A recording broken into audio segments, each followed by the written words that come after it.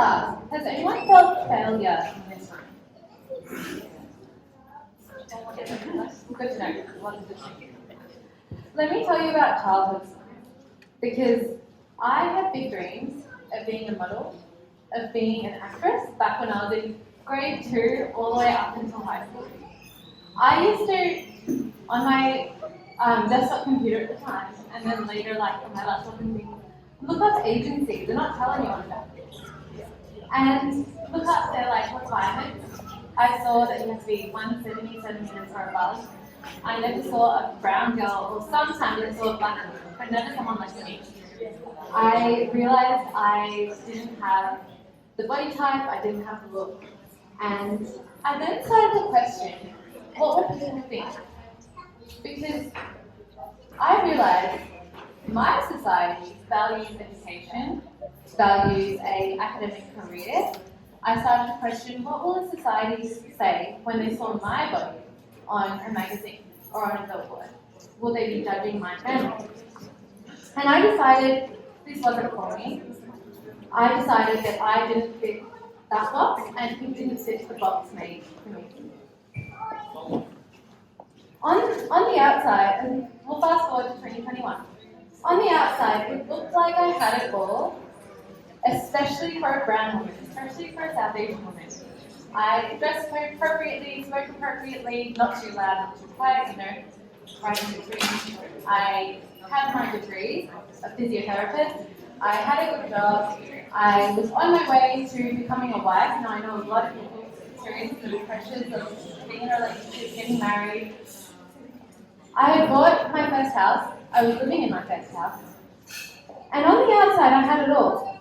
But I realized this version of success that was fed to me, it didn't feel like I was happy. I was like, I subscribed to what success looks like on the outside. I looked at everyone else, and I saw that they were happy in this space, but I wasn't happy. I didn't feel like I made it. And then, one step further, it all came crashing down. I hated the job I was in when I thought I got my dream job. I fantasized getting this position, and I absolutely hated it. I had just gone through a breakup. I had moved back in with my parents after living on my own, and I felt like it was a massive step backwards. And we were in lockdown. At this point, I thought life had a linear trajectory, just going this way, and I did not know life goes like this. Life is ebbs and flows. And then I had to go back to the drawing board and figure out what the hell I wanted and who the hell I was. And what actually made me happy. But this was an easy answer. This was actually really easy to answer because I could immediately come down to fitness. And I could immediately come down to exercise because I knew it made me feel good. So 2021, when I had to sit there with my thoughts and figure out what's going on, because I couldn't use any of the distractions that I would normally have, and they're positive distractions, family, travel, friends, all that, but they were still distractions. I wasn't figuring out what was going on. I used fitness, and I would struggle getting out of bed, but I would look forward to my 5:30 BSU class. I realized I felt so good exercising, and when I was feeling this low, that little bit of exercise brought me just a little bit higher. And so that's when it honed in on me that I need to fill my own cup to be able to show up as a better version of myself. And I could actually face work, show myself at work and other places that I usually during lockdown, not very but I needed exercise every single day.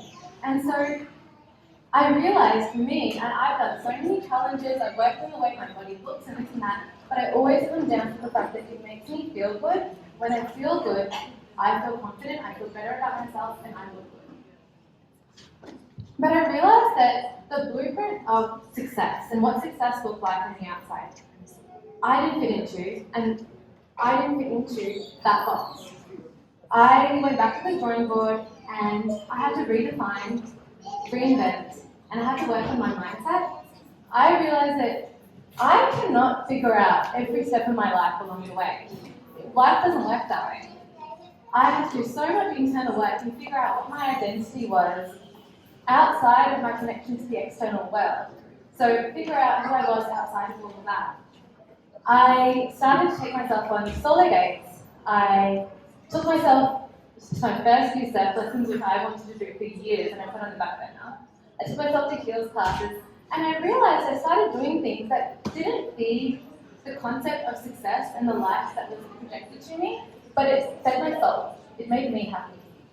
I started to say yes to opportunities that aligned with me, and these opportunities came in different forms. They came in my career and resulted in an ongoing pivot in my career, came in the form of content creation, and came in the form of modelling. Grade 2 someone else's life. Screw me. Content creation was an interesting space because I've always been active on social media. My friends for years will probably know I always wanted photos of myself everywhere I went.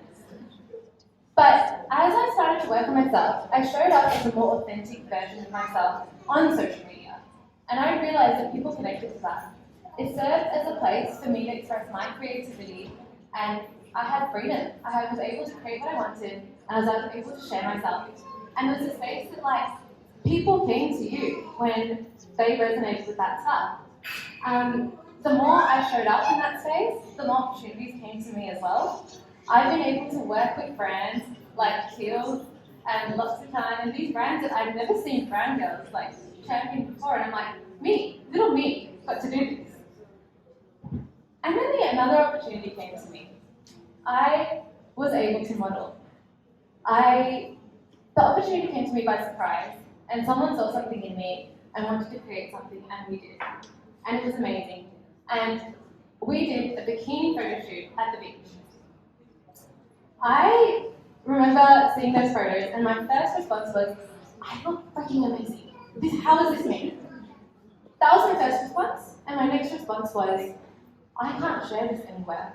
What the hell will people think?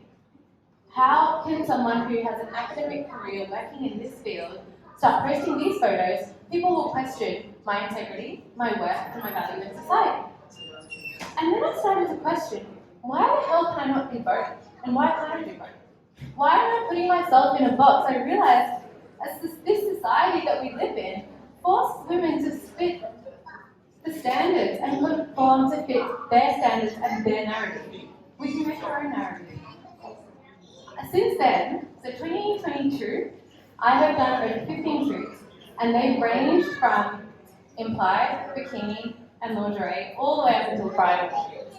And I realized modeling was a way for me to express myself, show up authentically, and just have self-expression. I realized I was able to take back power. My body, that during high school, has been slut-shamed for wearing certain things, for behaving in certain ways, has been the subject of racial slurs, simply for just existing, was able to take back power and be able to express herself in the way that she wanted. And that was special.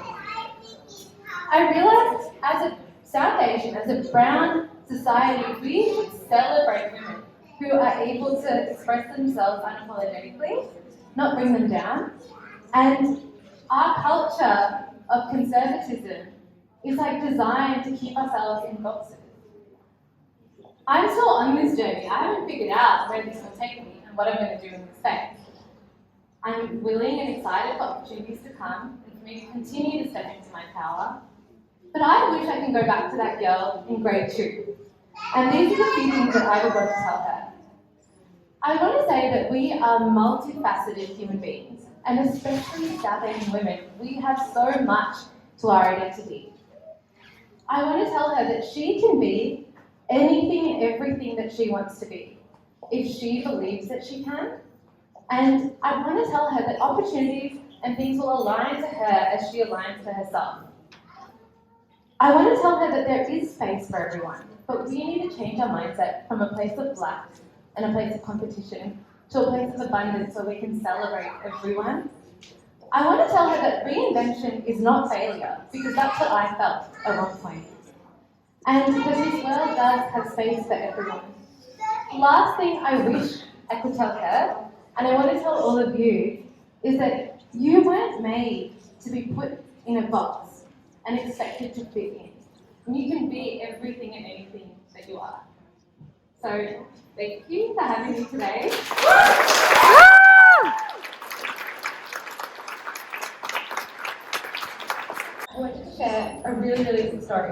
last year, diversity inclusion in, I guess, the media space. I was invited to audition for The Bachelor. And I did. I went through the first round, the second round, the third round, and the fourth round, and I got to the in-person audition. I was in that room. I was invited to the room. I was in that room, and I realised I was the diversity testing class. I was the only brown girl in a room full of black girls, and the thing is, I couldn't relate to any one of them. And I realised I was invited to this table, and I still didn't feel welcome at the table. And so inclusion isn't just like having space at the table, but it's like making sure that you're actually heard, you're seen, and you're represented equally. Where if I sat somewhere, I could see 2 or 3 people who are like me, and I could just like relate to them. I could see them and be like, I realized my concern was, what would I tell work if I got in? And no one got it, because no one was from the similar walks of life as me. So I was like, that's what inclusion is, and I did not feel included in the space that I was trying to make waves. I do a lot of shoots, as you guys know, so I do like bikini, lingerie, all of that. My dad was doing a cybersecurity course at work, and they told him to Google every single family member. Obviously, I came up, and obviously my Instagram came up. And he saw, first and foremost, a bikini photo, and then I don't know what else was pinned on my Instagram, but that's what he saw. I got an email from my dad, and I love my family. I got an email because he didn't want to acknowledge, or he didn't want to have the conversation, he didn't want to come to the table. But his main concern in the email wasn't that I even did the shoot. His main concern was what will society think. And I didn't take anything down. I was like, I'll have to think about what you told me, and that's what I left it at. I realized that it is generational because they are so concerned about what society thinks because they come from a place of security and safety, and security and safety comes in a group, and they connect to a group. And if the group sees us in not the right way, then we are taken away from the group and they don't have security and safety. So then that trickles on down to us. But when that happens, it means that again, we are kept in boxes to fit into this security and safety. And so if I don't fit that, they're affected. And the people before them are affected. Gosh, my chance getting married are gone. And what's that going to do to my family? It's like the main concern. So obviously, there is issues from like our end as well. And so when people come into like the creative spaces and like writing a book or being part of doing that, or like, start doing startups and everything, you've got backlash from your end, and you've got backlash in the community that you're trying to like make a stand in because they're not even including you. You're like already, there's no equity, like you're not even on a level playing field.